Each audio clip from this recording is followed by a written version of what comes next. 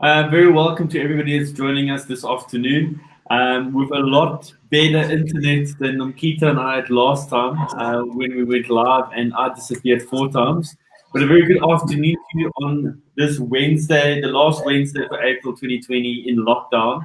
And a very welcome to you, Nomkita. Hi, Daniel. Thank you very much. And for those that may not know Nomkita, she is the CEO of the Nelson Mandela Bay Business Chamber. And she's had her hands full the last month trying to assist businesses where she can. And we've got something exciting we're going to share with you today. And that is a webinar that we're going to try and go live into. I'm going to ask Nomkita for more information on that webinar.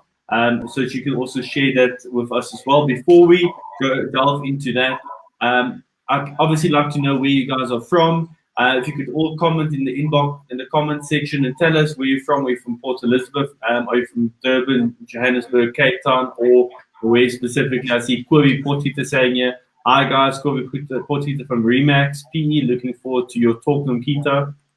So there's quite a few people joining us today. So Nomkita, just quickly take us through the Ubuntu initiative from the business chamber that you're currently running? Well, I think firstly, maybe many people might have missed it, but this past Saturday was birthday, you and I, and we only got to know that we share a birthday when we saw each other on Facebook. So it was really great. Yes, we're twins. Yeah. So I think that in terms of the Ubuntu COVID Fund, that we started as a business chamber, it really has taken off very well. We really want to thank the business sector of the Bay, but also individuals, because there were individuals that have also thrown some money into that bank account. So we've had, basically we've managed to raise millions of rand for this. And there's another big announcement that's going to come through as a result of the work that we started with this fund. But that we will wait for the big announcement next week. We're hoping to make it on Tuesday. Oh, wow. But yes. And where will you make the big announcement? At the business chamber offices. That's all I'm going to say at this point. So we really are quite chuffed about what we started as a business chamber and how many of our members have actually come to the party. But I really was encouraged as well by the number of individuals and people of PE who then said, let us all help. Some businesses gave money, some businesses gave in kind. So they sponsored all the things that we needed. So there is still a need. The fund is still ongoing. So if people would like to know about it, contribute to it, please could you contact us at our social media platforms. We've got all that on our website as well, but also on our normal number on 041 373 1122. And also have a specific email address for that, JOC as in JOC at nmbbusinesschamber.co.za. So we're quite excited by the kind of contribution that business in the city has made to this whole initiative. Well, that's quite exciting, and I'm glad to see there's going to be a massive announcement next week where you're going to share what's actually come out of it. Just in short as well, with regards to assistance from the Nelson Mandela Bay Business Chamber for any SMMEs or businesses in Nelson Mandela Bay, how is there? What assistances and so forth can they try and apply for or seek assistance from yourself? I know I reached out to you in Prince a week ago, and you've assisted us quite hectically with providing information. Can you take us through there? Is your doors open to people asking for assistance and so forth?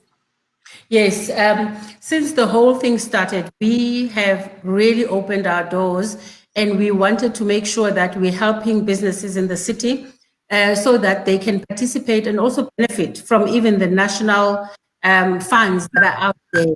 And I'm very pleased to report that some of those companies who have actually applied have received the funding that they've asked for in various ways, in various, like even the UIF and the ones who have applied for TERS, the TERS one. So we want to encourage people to do that. And there is like a 24-hour turnaround from them. We're quite impressed with how quickly they turn around and how quickly the money comes into people's bank accounts. So we do want to say that.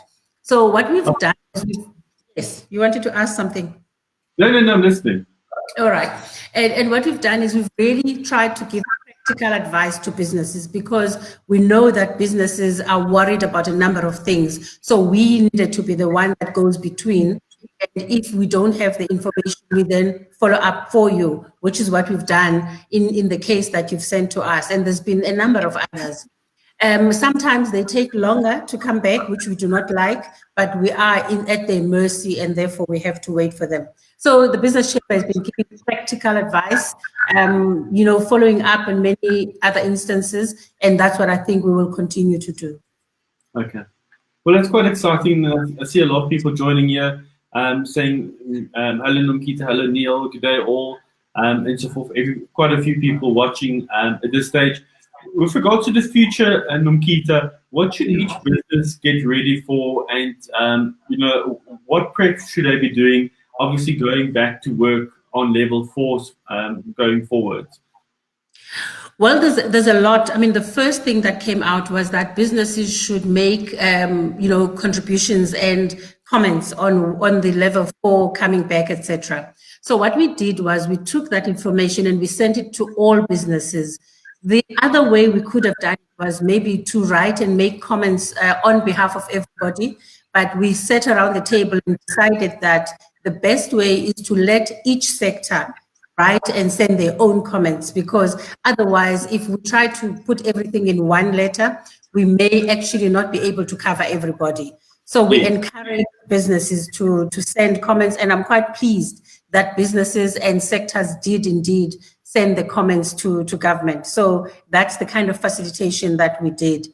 We also are saying that we would like to encourage businesses. I know that if you're looking at PE, because we were looking at everywhere as a business chamber, but I found that the PE businesses did indeed comply with what the government said we should do, when they said we should close, when they said we should do this. I really want to commend the businesses. It wasn't easy because people do want to, make money and have business, but we have largely been quite a compliant business this side. So we also want to say with the new guidelines that come up with the new levels, and as they revise the levels, we do want to say people must still comply, but at the same time, we are making sure that we do send those comments, because sometimes government looks at an issue, but from a different angle. And until you then say, but did you think about this? Then they can take your matter forward. So there's a lot of assistance, and obviously, if people want to get hold of you, Nomkita, how can they get hold of you through this time? All our numbers, 041 373 1122, still works. All our email addresses work. Our website is online. We are all at work as a team at the Business Chamber, even though we're working offline, we're all working from home. So people must contact us at whenever they need the help, and people know how to get hold of us mostly, but those who don't can contact us on those numbers. I'm trying to log into the webinar, Nomkita, and it isn't allowing me access specifically. Not sure what's happening. I'm clicking on the link again that I've registered. For those who's joining us now, we're going to try and log into a webinar. Nomkita, if you can maybe take us through this webinar and who's speaking at it specifically, and I'm trying to sort this out on my side. Yeah, so I reached out to Neil and said that we were invited to participate in this webinar, which I thought it would be very beneficial to anybody who was supposed to be listening to this talk to rather be connected to the webinar. The webinar is done by CDE, but also done by the Small Business Institute. So we have two professors from Harvard University who are going to talk in this webinar, which has just started now. And also the CEO of the Small Business Institute will also be making interventions. But the question that they're asking, or the topic under which they're talking, is, can small businesses survive the coronavirus? So when we saw this, we thought it would actually be of much more value for all of us to be exposed to this webinar. We did ask people to register so that we can then play it live. We will all stay on the line, but we thought it would be really, really wonderful to have these eminent speakers talk to you guys about this big topic that we're dealing with. Definitely. I just want to see here what it's saying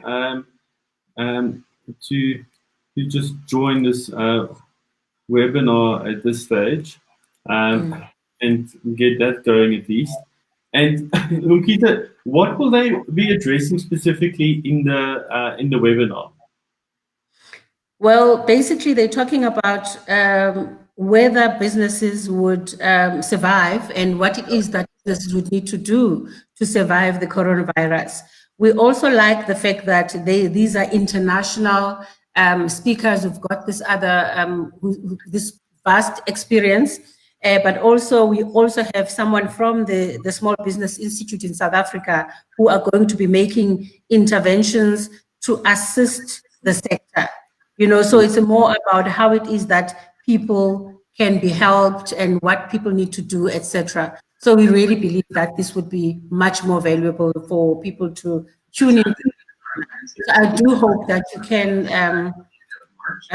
log in. Sounds like you are in.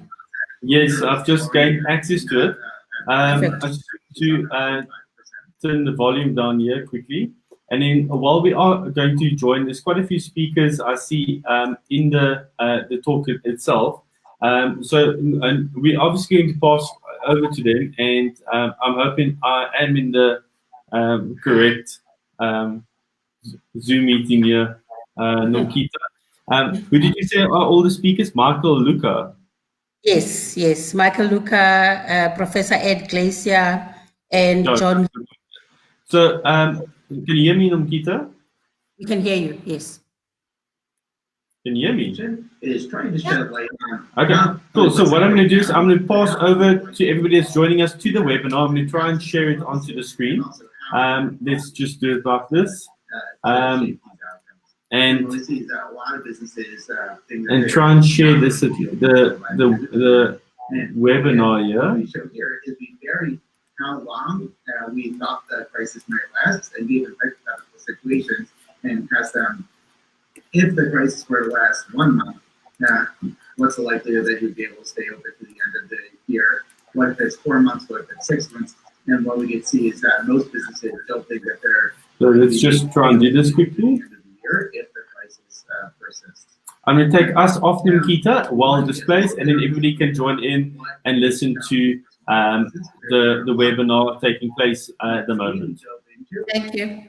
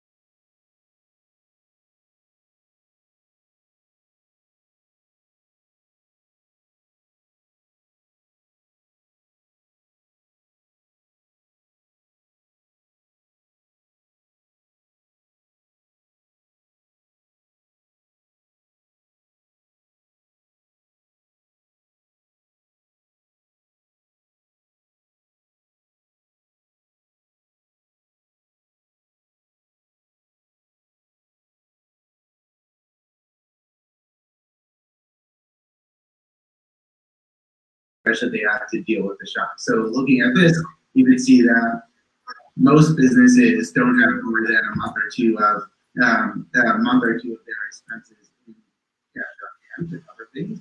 And if we think about businesses with more than $10,000 per month in monthly expenses, many of them don't even have 2 weeks of cash.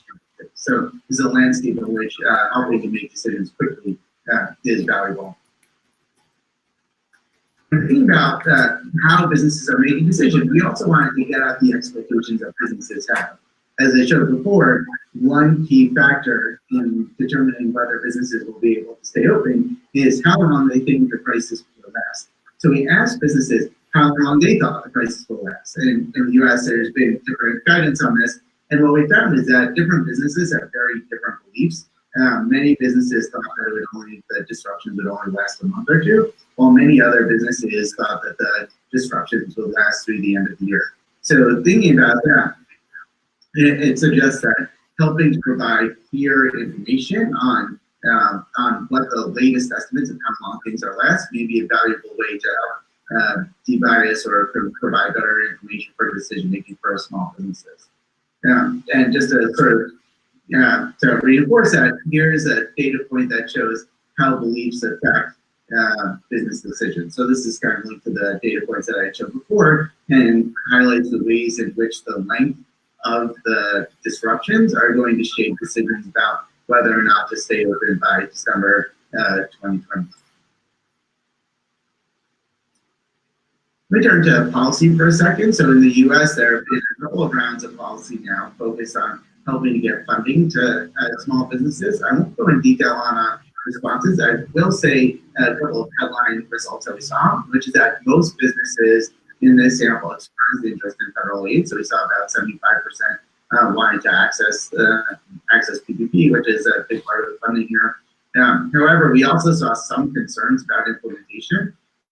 We dug a little bit into the reasons why businesses might not want to access aid or loans if it becomes available. So some of this comes down to our perception that they may not need extra cash. So maybe we're picking up some set of those businesses. But we also see preferences for other assistance, questions about eligibility, questions about the complexity of even applying for aid, and questions about whether the government would ultimately forgive the loan, which is a big part of the PPP program that's been laid out. Let me step back from some of the details here and just give 9 takeaways that we saw when thinking about the results. First, we see the current landscape. Now, almost half of businesses were already closed. Closures were more common in smaller businesses than retail firms. And third, many small businesses are financially fragile. So thinking about this, we need to think about an ecosystem in which businesses are operating with time-sensitive decisions that little cash on hand to serve as a buffer. Then we turned to the months to come, and we saw 3 stylized facts emerge around that. First, many businesses don't anticipate being open in December. Second, the firms with less cash, so the ones that are most financially fragile, are least optimistic about surviving. And third, few influencing that they will survive if the crisis lasts for 4 or 6 months. Then our third bucket of takeaways centers around navigating the crisis, thinking about what the policy landscape is and how else we might be able to help small businesses. Now, one thing that emerged here is that policy can help. There is great enthusiasm for public lending programs. At the same time, we saw some concerns about the implementation and how businesses could proactively take action to take advantage of aid and to help to use it to help them survive the crisis. And third, we saw even outside of the aid context, so there are very varying expectations on the length of the crisis. So one area where we think there might be room to help improve navigation of the crisis for small businesses is thinking about the map between how do we give the right information, enough information for businesses to be able to make decisions. Now, I'll take the last couple of minutes just to give a sense of the second survey we're doing. So this first survey was focused on small businesses. We're going to continue on that round of surveys, focusing on some set of fixed questions and also helping to answer new questions as they come up. Now, while turning to this, we wanted to think about the broader business ecosystem. And one topic that we've become interested in what the transition to working from home looks like for businesses. And to do this, we surveyed NABE members. This is the National Association for Business Economists, largely US based. It's used towards larger companies, just to give a sense of what kinds of businesses we're talking about. It's very different from the last survey we discussed. Nearly 40% of the respondents here were at companies with more than 1,000 employees. And to get a sense of what was going on here, we surveyed people about the impact of COVID and also the adjustments that they have to COVID. So I'm going to focus here on the ability to work from home and what some of the short run and potential long run implications might be. Just for time's sake, I'm not going to go into details on the numbers, but instead I'll just get a qualitative sense of 4 findings that are starting to emerge from these results. First, we saw that pre-COVID there was already considerable variation in remote work patterns. To say a little bit more about what I mean here, in our survey we saw that 40% of respondents were working in companies where the vast majority of people were not working remotely. But we also saw another 30% of people working in companies where the vast majority of people did work remotely. Then we turned to trying to understand whether people were not working. What could that be? And what we saw is that many people reported that their companies had people who could have worked from home effectively, but chose not to. Now, after COVID, what we've seen is a dramatic spike in remote work. We're trying to get a better sense of how this is affecting productivity. Thus far, it seems like some people think remote workers have been better, some think that remote workers have had productivity after COVID. And the fourth finding in this survey is that roughly 40% of respondents expect remote work to be even after the crisis ends. So thinking about this, there's a big shock that's been created by COVID as dramatically changing workplace patterns. And one of the businesses are trying to figure out is how to help ensure that workers are productive during this time. And also, there are some expectations that some of the people that started working home during this crisis may continue to do so after. So I'll just stop there, and then looking forward to learning more about the South Africa context and to the discussion. Thank you. Great. Well, thank you very much, Eve and Mike. I'm going to just throw out one question in case one of you has thought about this or there's some work you could sort of report to us, which is, so which firms do you help? You know, when you look at small firms, which firms do you help? Bearing in mind that a lot of big firms are going to be in trouble as well. Do you help the weakest firms? What is the thinking in America? Or do you help those that have most chance of surviving? Has there been any discussion about that or thought on this? And I suppose the other question would be, any feelings on how long it takes to come back? I read this terribly depressing article on New York City in the New York Times a few days ago on how long it would take. They were anticipating for New York to be as it was before, from Broadway to other firms to just the vibrancy. Do you have any thoughts on that as well? I do, although the uncertainty around it is really dramatic. And I think when we look for the future of our great cities, a lot depends on what happens in the public health sphere, right? If this pandemic is a one-off event, if we evolve a set of public health infrastructure that makes sure that we have a better ability to rapidly respond in the future, then, 2 years, 3 years, we could keep them back. If pandemics become a permanent part of the urban landscape, then, the city may be permanently hurt as a result of this.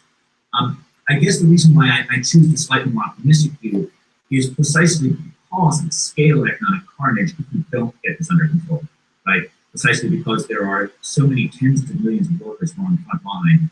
I think it is going to be a political necessity to spend tens and tens of billions of dollars to make sure that we are never in such a vulnerable position ever again. It is impossible. But that will take time. I think the answer to your first question is that basically the result of the CARES Act and the PPP policies, their objective has been to get cash out of the door as quickly as possibly. And so there's been no targeting of anything, right? In fact, the first round went overwhelmingly to those well-financed banks that had pre-existing relationships with the banks who were eager to lend to them as quickly as possible and take advantage of the program. So far from having any sensible discussion as to who can be helped, we just threw cash at probably the ones who needed the money at least. I find this very hard to figure out how to do this swiftly. You're right, there are, and just, implicit in your question was this trade-off, right? You want to give money to the groups that need it, right, where you actually get some bang for the buck, not not the groups where they don't need the money. But on the other hand, you don't want to give it to the weak firms that should be culled from the system more generally. You don't want to create moral hazard for firms that behave badly. And so this is a very hard thing to design well.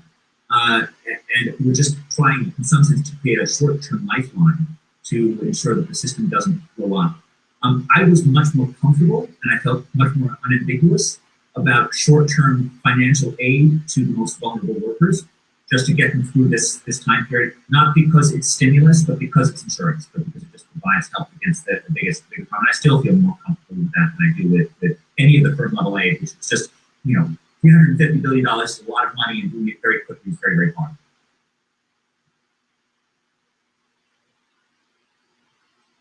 Okay, thanks very much. Yes, I see Harvard managed to get some money, but we won't go there now. I think we gave it back then. I think we were shamed into returning the cash. Okay, great. Okay, let me turn now to South Africa. We've got